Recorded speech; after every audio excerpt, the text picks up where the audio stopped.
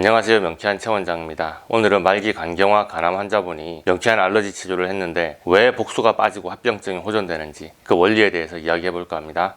아마도 간 환자분께서 처음 명쾌한 알러지 치료를 문의하시면 아마도 데스크에서 10회 정도는 알러지 치료를 해보십사 말씀드렸을 겁니다.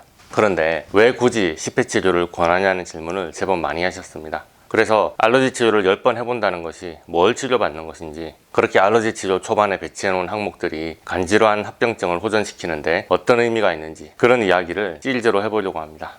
명쾌한 최 원장 유튜브와 블로그를 많이 보신 분들은 아마 귀가 닳도록 이야기를 들으셨을 겁니다. 어떤 질환으로 문의를 하셔도 초반에 BBF, 달걀 단백질, 칼슘 우유 유제품, 비타민C 야채 과일, 비타민 B군, 설탕에 대한 알러지 치료를 먼저 진행한다고 안내드렸습니다. 그런데 예외가 있습니다. 주식으로 먹는 음식에 알러지가 있다면 그것은 정말 심각한 문제거든요.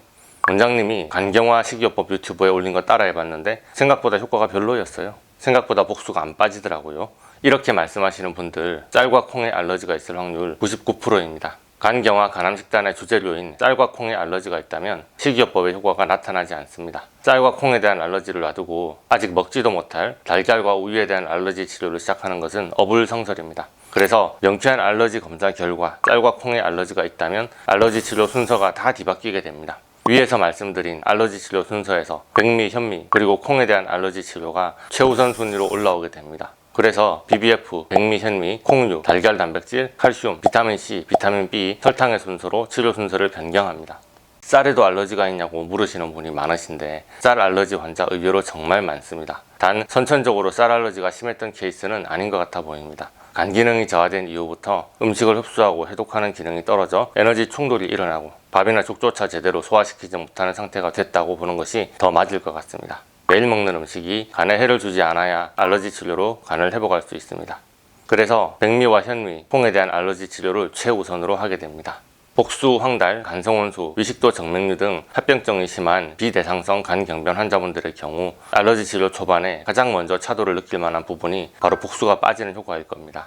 그래서 간경화에서 복수가 생기는 이유에 대해서 잠깐만 짚고 넘어갑니다. 간경화는 간 조직이 손상되고 섬유화되어 간 기능이 저하되는 질환입니다. 복수는 이로 인해 복강에 물이 차오르는 증상을 말하며 간경화 말기 환자들에게 흔히 나타나는 합병증입니다. 간경화 말기 간암 환자에게서 복수가 발생하는 가장 중요한 원인은 간 기능이 저하되면서 단백질을 분해하고 아미노산을 대사하고 몸에 필요한 단백질을 합성해내는 과정에 문제가 생겼기 때문입니다. 그런데 복수가 찰 때 가장 문제가 되는 단백질이 바로 알부민입니다. 세포액이나 혈장 성분의 약 55%가 알부민 단백질인데요. 간 기능이 저하되어 알부민을 합성하지 못하면 혈장의 알부민 양이 줄어드니 혈장이 묽어져 삼투압이 낮아지고 혈관 밖으로 액체가 새어나가는 현상이 생깁니다. 그렇게 체액이 복강에 축적된 것을 우리가 복수라고 부릅니다. 마치 김장할 때 배추에 소금을 뿌리면 배추 내에 삼투압이 낮아져 물이 빠지는 원리와 같습니다. 자, 이제 본격적으로 알러지 치료를 했는데 왜 복수 증상이 호전되는 것인지 항목별로 설명해 보도록 하겠습니다. 여러분이 명쾌한 알러지 치료를 시작하시면 아마도 BBF를 가장 먼저 치료하게 될 겁니다. BBF, 브레인 바디 포뮬라는 신경계와 신경 전달 과정을 원활하게 만들고 경락의 기흐름을 촉진하는 여러 종류의 약초의 정보가 들어있습니다. BBF 알러지 치료를 통하여 오장육부와 뇌신경계, 면역계 상호 간의 연결을 원활하게 만드는 것이 1차 목표입니다. 이렇게 BBF 알러지 치료로 몸과 뇌신경계의 기흐름이 원활해지면 그 이후에 각종 물질에 대한 알러지 치료도 성공 확률이 높아지는 현상을 발견했습니다. 그래서 BBF가 그 어떤 치료보다 최우선 항목이 된 것이죠. BBF 알러지 치료에 들어가기 전에 어떤 경락과 어떤 장부에 기혈음이 막혀 있는지 복모제를 이용한 AKA 장부 검사를 해보곤 합니다. 예상대로 중증 간 환자분들은 대부분 간과 담낭, 비장의 기혈음이 막혀 있습니다. 그것을 뚫기 위해서 BBF 치료가 필요한 거죠. BBF 알러지 치료를 통해서 간과 비장, 담낭 등 소화기와 뇌신경계, 면역계의 불균형이 교정되면 신체적, 정신적 컨디션이 회복되고 알러지 반응이 감소하게 됩니다. 결과적으로 간 기능이 좋아지는 베이스를 다지게 됩니다. 자, 그런데 신기한 일이 있었습니다. BBF는 그냥 경락의 흐름을 좋게 만드는 기본 치료로 생각하고 시도했던 것인데 BBF 치료하고 벌써 간담회, 해독, 배설, 대사 기능이 좋아지고 첫 치료부터 복수가 감소하는 분들이 종종 계십니다. 식이요법을 해도 이뇨제를 먹어도 복수가 빠지지 않았고 복수 천자를 해봤자 도로 복수가 차기 일쑤였는데 BBF 알러지 치료가 뭐길래 한 번에 차도가 있을 수 있냐 놀라시는 분들이 계십니다. 비유하자면 평생 배와 허리에 코르셋을 졸라매고 살았던 환자분, 소화제를 아무리 먹어도 체기가 사라지지 않았는데 졸라매어 막힌 것을 풀어주니 그냥 바로 소화가 잘 되기 시작하는 것과 비슷하다고 말씀드리면 이해가 쉬울까요? 코르셋으로 허리를 졸라맨 것이 건강에 나쁜 것처럼 눈에 보이지 않는 기경락의 흐름이 막힌 것 또한 신체에 엄청난 악영향을 줄 수 있습니다. 보이지 않는 기경락의 봉쇄를 풀어주는 것이 BVF 알러지 치료입니다. 두 번째로 달걀 알러지 치료에 대해서 알아봅시다. 여러분이 만약 쌀과 콩에 알러지가 없다면 가장 먼저 치료하는 식재료는 바로 달걀입니다. 달걀 알러지 치료가 성공하면 달걀 먹을 수 있는 건가요? 이렇게 물으시는데요. 아니요. 달걀 알러지 치료에 성공해도 지금 단계에서는 달걀 먹으면 안 됩니다. 근육이 빠지면 예후가 좋지 않기 때문에 적당량의 단백질은 섭취를 해야 됩니다. 그러나 비대상성 간경화로 악화된 상태라면 과한 단백질 섭취는 간성 혼수의 위험이 있습니다. 그래서 하루 30g 이하로 섭취를 제한해야 하고 적정량은 사람마다 다를 수 있어서 신체 반응을 보면서 조절해야 됩니다. 그마저도 위험한 분들께는 아미노산 제제 형태로 섭취하시길 권합니다. 게다가 달걀은 추천하는 음식도 아니고요. 그렇다면 왜 이렇게 달걀 알러지 치료를 강조하고 초반에 배치할까요? 달걀 단백질은 인체의 단백질과 가장 유사합니다. 그래서 달걀 알러지 치료로 우리 몸의 단백질 대사 기능을 향상시키는 것을 기대하는 겁니다. 간은 단백질의 합성과 분해, 그리고 아미노산 대사의 중심 역할을 한다고 했었죠.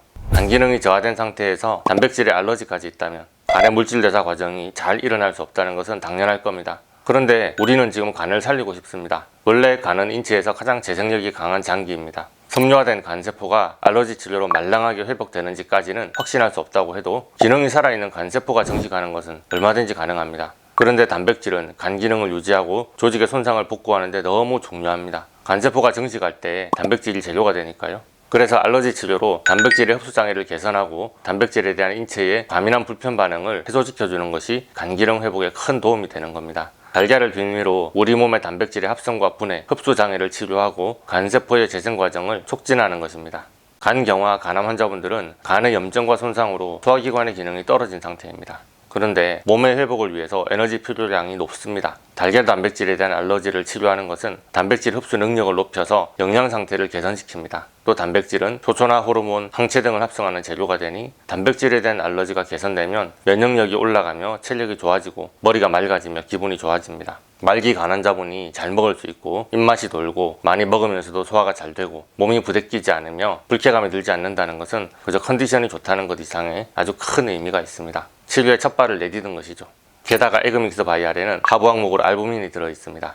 음식으로 섭취할 수 있는 알부민으로 가장 유명한 것이 달걀 흰자의 오보알부민이죠. 그래서 아마도 여러분이 달걀에 알러지가 있다면 달걀 흰자의 성분인 오보알부민에도 알러지가 있을 것으로 예상됩니다. 그것이 복수 정세를 악화시키는데 한몫을 했을 것이고요. 혈장 알부민 수치가 낮을 때는 쉽게 피로감을 느끼고 전신이 나른하고 힘이 없고 식욕이 들지 않는 증상이 생깁니다. 이 타이밍에 달걀과 알부민에 대한 알러지가 치료되면 알부민에 대한 흡수 장애와 기능 저하 증세가 호전되게 됩니다. 그래서 이 정도 치료했는데 벌써 뭔가 느껴진다고 하시는 환자분들이 계십니다. 아직 간이 좋아지는 것은 잘 모르겠지만 알부민 주사 효과가 오래 가는 것 같습니다. 소변량이 늘고 체중이 줄고 허리 둘레도 줄었어요. 갑자기 이뇨제 효과가 좋아진 것 같은 느낌이 들어요. 복수가 차는 속도가 느려졌어요. 예전에는 2주에 한 번 5리터씩 복수를 뺐었는데 지금은 한 달이 지났는데도 아직 복수 빼자는 말을 안 해요. 이렇게들 말씀하십니다. 달걀 알러지가 치료되면 점차 알부민 수치가 올라가고 저알부민 혈증이 개선됩니다. 이것은 대단한 일입니다. 왜냐하면 그동안 알부민을 주사로 맞아도 알부민 수치가 올라가지 않으셨을 거거든요. 복수천자로 복수를 빼도 계속 복수가 차는데 복수천자를 자주 하는 것이 몸에 부담을 주니 진퇴양난인 분들이 계셨을 겁니다. 그런데 달걀 알러지 치료로 알부민에 대한 기회 충돌 반응을 개선하면 약을 먹은 것도 아니고 알부민을 주사로 준 것도 아닌데 점차 알부민 수치가 올라가기 시작합니다. 물론 오늘 달걀 알러지 치료 성공했는데 오늘 당장 수치가 확 올라가는 것은 아니죠. 증상이 먼저 호전되고 수치 변화는 나중에 따라옵니다. 이 단계에서 여러분이 자주 하셨던 질문을 몇 가지 체크해 볼게요. 원장님, 저는 달걀 치료에도 복수 하나도 안 빠졌는데요. 이렇게 말씀하시는 분들이 계십니다. 복수가 빠지면서 호전되는 속도는 사람마다 다릅니다. 간이 나빠진 원인에 따라서 알러지 치료에 반응하는 경로가 다른 것 같습니다. 알코올성 간경화나 지방간에서 악화된 간경화의 경우에는 초기부터 복수가 많이 빠지는 경향이 있어요.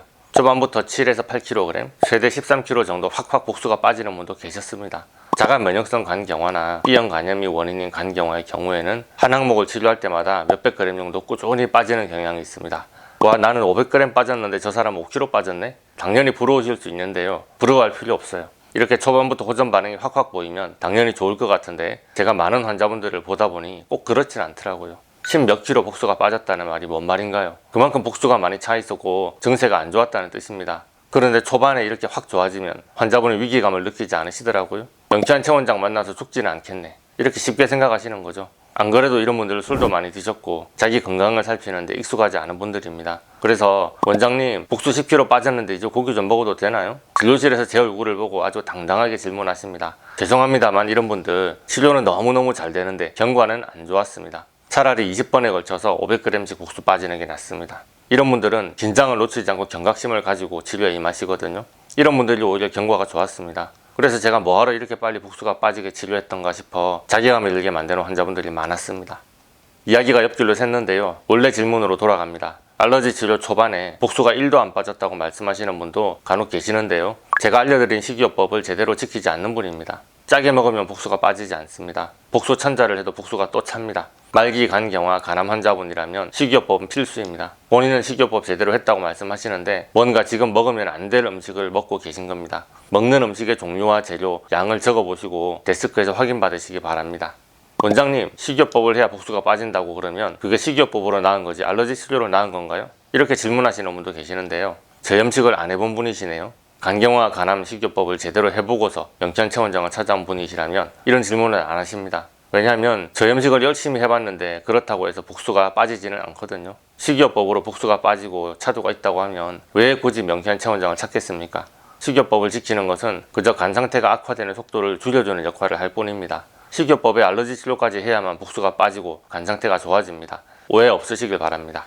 알러지 치료 효과가 합병증만 좋아지는 수준인가요? 아니면 간이 정말 낫는 것인가요? 이렇게 묻는 분도 많으셨어요. 저는 한의사라서 의학적인 방법으로 섬유화된 간세포가 살아나는지를 증명할 길은 없습니다. 그저 병원의 주치의 진단에 따른 결과를 통보받을 뿐이에요. 그러나 잘 생각해보세요. 간질환은 중증으로 악화되기 전까지 증상이 없습니다. 복수, 간성운수, 식도정맥류, 혈변 등의 합병증이 나타났다면 간질환 말기에 돌입했다는 뜻입니다. 그런데 명쾌한 알러지 치료로 합병증만 좋아졌다고 쳐도 그것은 아주 큰 의미가 있습니다. 왜냐하면 제가 약을 드린 적이 없으니까요. 증상을 낮추는 약의 힘을 빌어 합병증이 일시적으로 나은 것이 아니기 때문입니다. 간 이식을 하지 않는 경우 3개월 남았다고 진단을 받은 분인데 약을 먹은 것도 아닌데 합병증이 사라지거나 이뇨제 등의 약을 끊고서도 그 효과가 유지되고 있다면 그것을 어떻게 해석해야 할까요? 당연히 기대 연명이 늘어난 것으로 봐야 합니다. 3개월 산다고 했던 분이 3년을 합병증 없이 건강하게 살고 있는데 이것을 간 기능이 회복된 것이 아니라고 굳이 주장할 이유가 있을까요? 알러지를 치료했다고 오늘 당장 죽은 간세포가 살아난다고 말씀드리기는 어렵습니다. 그러나 알러지를 치료하는 것은 기능이 살아있는 정상 간세포의 부담을 줄여 간 기능 회복에 도움이 되는 것은 확실합니다. 오늘은 간경화, 간암 환자분들이 BBF, 달걀 알러지 치료를 하고 복수가 빠지고 합병증이 회복되는 이유에 대해서 자세하게 설명해 드렸습니다. 오늘의 영상이 도움이 되셨다면 좋아요, 구독, 알림 설정 부탁드리겠고요. 질문 있으신 분은 댓글을 달아주시거나 네이버 톡톡으로 문의해 주시기 바랍니다. 감사합니다.